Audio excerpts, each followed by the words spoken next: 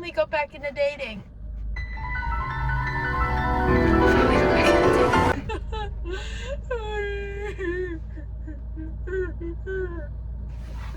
Got back into dating, and I just want to say the dating pool is so fucked that I ended up ordering a pizza, and I fucking hate pizza. I hate eating pizza. I've never understood the love for pizza, because every time I've had it, I just feel bloated and unsatisfied, and there's never enough sauce on the pizza itself. Hence why I like thin crust. Now don't go crazy on me. I'm not gonna pay $4 more for a cheese stuffed crust, because that cheese is never really that great enough. I only like the sauce. I like the marinara sauce. Marinara. And I know it's like thin as a motherfucker. It's as flat as that girl named Emily in school, who you just thought, oh, your genetics is so horrible. But I enjoy it, because at least I can taste the sauce on it. Anyways, the dating scene is fucked. I'm still scared of you men, but also I don't know why I limit myself to men, because I'm literally into women too. I love the flaps. I love your lips downstairs, ladies, but I'm too scared for some reason. Dating in this generation is not for the weak. Is not for the weak. I have been dating in and out for like 2 years.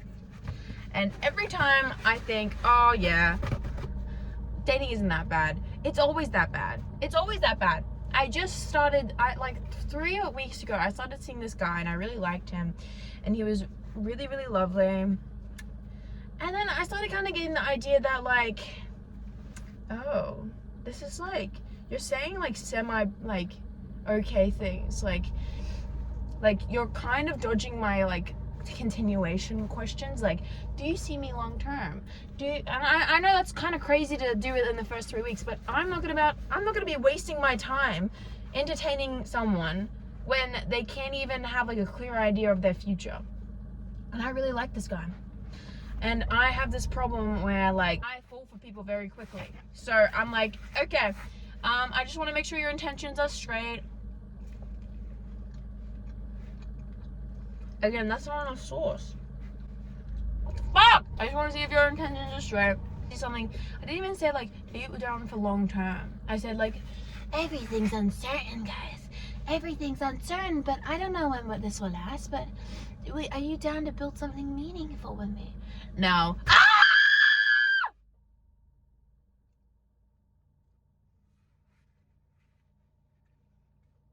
You understand why there's a male loneliness pandemic at the moment? You guys cause this for yourself. I have to bring Ronnie into this. That's Ronnie. Can't really see him properly. Hi, Ronnie. See, Ronnie is someone I bring out in road rages or just to talk to. Like in the car, I'll just turn around like he's like a child in the back seat. Like in like his like booster seat. I say, hi, Ronnie, how are you today? Good morning, Ronnie. Like he's just someone I debrief on a lot of things with.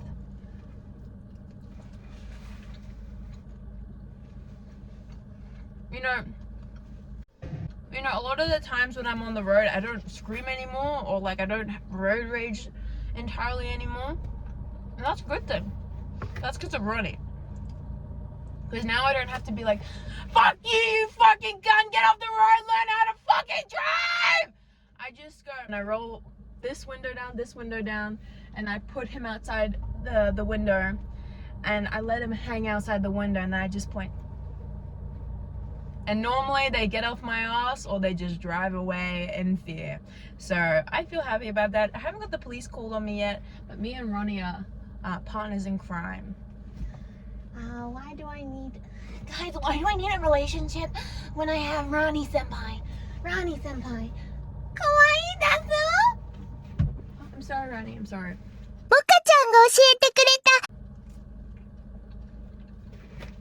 Anyways, and then on our second date, I made him banana bread cinnamon scroll, which is just a crossover. You know how good that fucking sounds? You know how well I have to fucking analyze you to know your favorite pastry, I'm acting like love Quinn. And that's not a healthy way to act.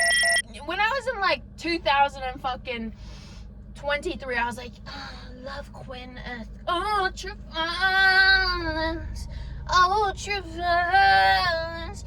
That is not a healthy way to act. You should not act like that. Except I love you, Victoria Pedretti. You're my favorite actress ever. No, not a healthy way to act. But you know how much you have to psychoanalyze someone to know what they like? I don't know why there's this like excitement you get for talking to a guy that you barely know, but you have so much potential in. And you start like investing and you're like, oh, you know, I hear those love stories.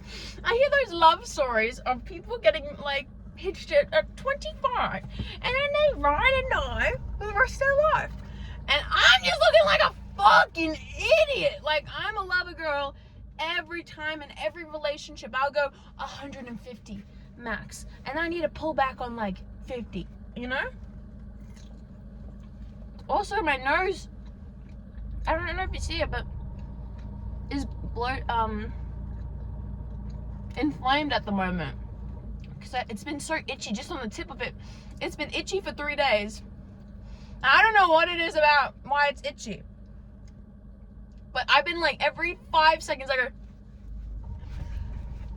and it's pissing me off. I even trim my nose hairs. That's how much it's been pissing me off. I just want it to stop. I just want it to subside and stop. But it hasn't subsided or stopped. So I've just been this whole fucking time. And it hasn't gone away. So I have to just deal with it. Anyways, dating sucks in like in my generation. But like at least, you know, like shit, maybe like 20 years ago that everything was a bit more like I fucking hate myself right now because how I'm sounding, but I just like there's no fucking everybody wants to fucking bang and get the fucking shebang out of there.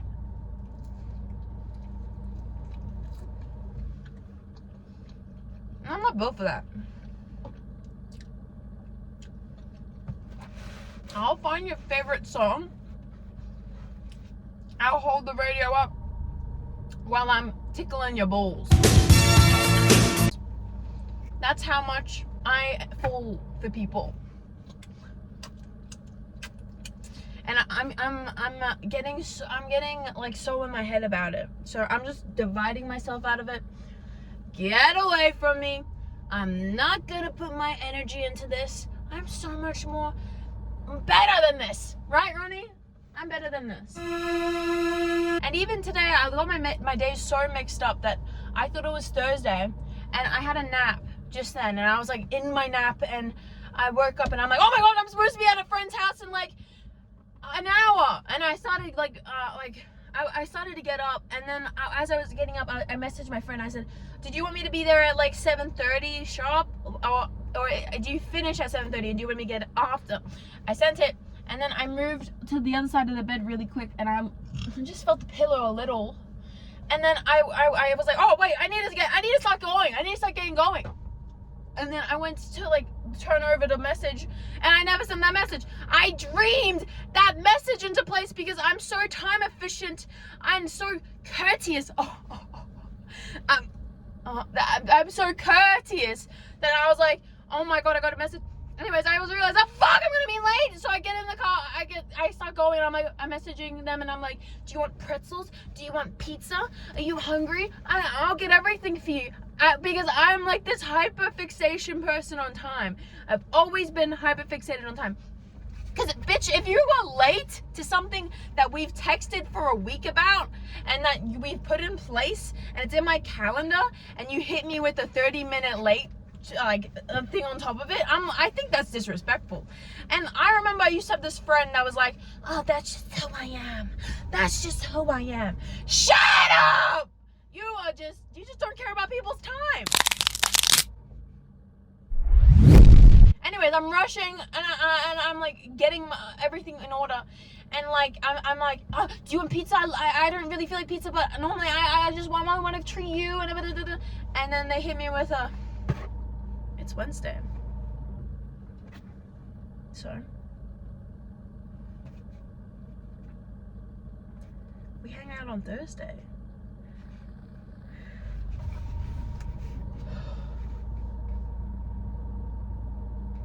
getting my days confused.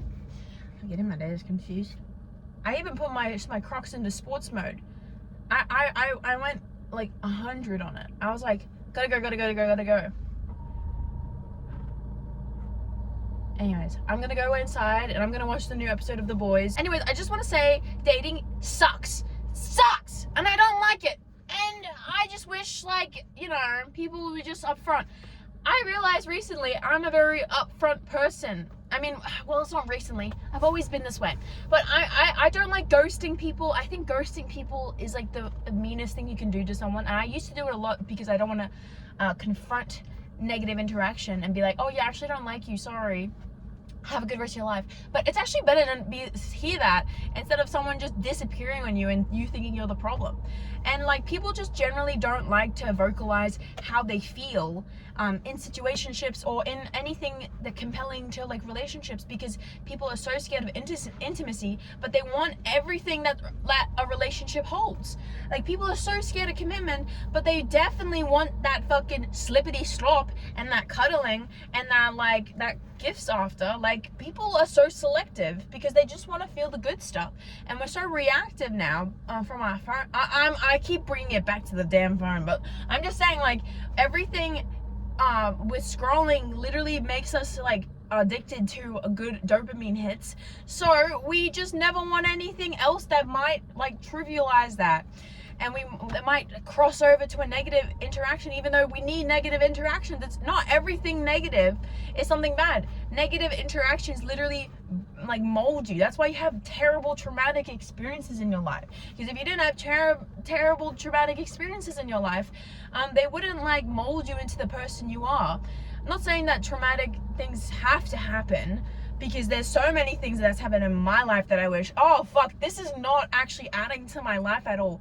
Like, it feels like the Game of Thrones Sansa Stark effect, where when she turns around, she's like, actually, all that abuse that I've endured, it made me who I am. Like, I don't believe that. I'm just saying, like, yeah, it's not a good reason that it's happened to me, but, you know, it's given me lessons. Not saying I'm responsible for any of the bad things that have, like, all of the bad things that have happened to me and the things that are literally out of my control, but they literally help me move in a way that I'm like, okay, at least I know that I'm never going to do that again, or I'm going to try to avoid that, even though, and I'm also learning to have more compassion for myself, because some things are just out of my control, and some people are generally evil. But people don't want to interact with that negative part of them, because they think as soon as you have like a serious conversation while you're in that talking stage about intentions or anything to do with like disagreements already, like within those like first couple weeks, they think, oh wait, this is actually a bad indicator because there's already problems. But it's not actually a problem. It's just someone, I know this is sounding really weird, but it's like usually people have these conversations very late into their relationships where they're like, oh, you want kids? I don't want kids, but you want kids? And then they find out and they're like, oh wait, I just wasted 8 years of my life of this person that we didn't have this conversation. So I bring these conversations to the table and people are like, oh, shit, fuck. So I'm not saying I'm this special person or anything, that I'm like a great communicator or anything. I'm just saying people are so scared of being, of hearing things that are already boundaries in place early on, that they think that means that this is not flowing in the direction of happy feelings, like like the first few weeks in the talking stage is always going to feel the best, because like it's literally the honeymoon stage. But like also I feel like that's such an unhealthy sentiment to just run on those feelings and just keep going, and then you realize you're actually not compatible, and then like what happens after that point? You're just investing your emotions into someone that you know won't actually be compatible for you, but you're just like an addict running off these highs. So I don't understand why people don't like to talk about intentions, because as soon as I was like dead ass with him, I was like dead ass. I was like, oh, so what are you feeling? What is your journey? What are your intentions? Like, I just want to make sure so I'm protecting myself from investing my time into someone that's not going to actually give back to me. And as soon as I did that, he was like, oh yeah, I'm actually not gonna do that. And I'm like, okay, thank you for not wasting my time, bye. Because then I'll move on to the next one. But also, I'm not built like that too. I'm not like this fucking ultra like person. Like, yeah, I'm very confident in myself and I know my boundaries, but also, ouch, that fucking hurt. So I'm gonna fucking do my own thing from now on. But I'm just saying, people are so scared of like boundaries. People think boundaries means you are being like this toxic person that is like instilling like expectation and stuff. No, I'm literally just telling you what I want with my life and what I want to do with my life. And if you think that me stating something that I want and like generalizing me into this thing that's like, oh well, you know, like she's doing too much. Like I'm not.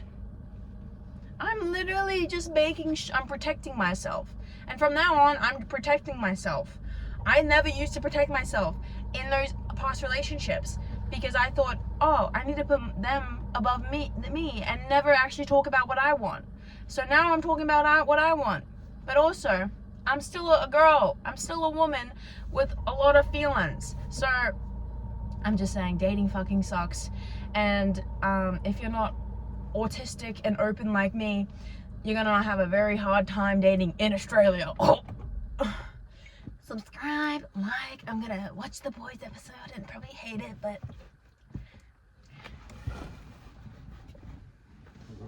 subscribe if you like Ronnie. Ronnie, tell them how you feel. I just want somebody to jiggle my balls, run my balls, hold. Love you.